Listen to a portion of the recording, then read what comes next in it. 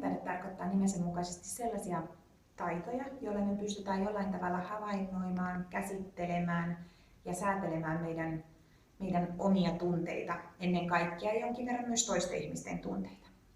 Mun mielestä kaikkein keskeisimpiä tunnetaitoja on olemassa 4.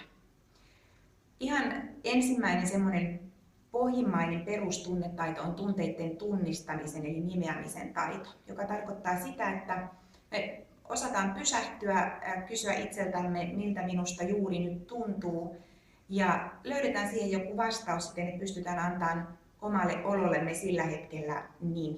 Surullinen, ahdistunut, kärttyisä, vihainen, ylpeä, voitoriemuinen.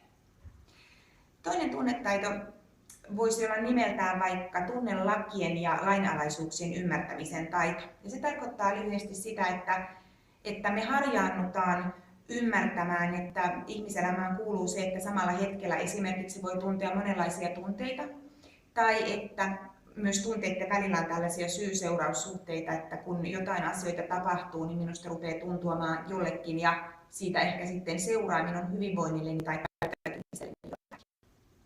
3. tunnetaito on taito käyttää omia tunteita ajattelun ja ajattelun toiminnan, esimerkiksi muistamisen tukena.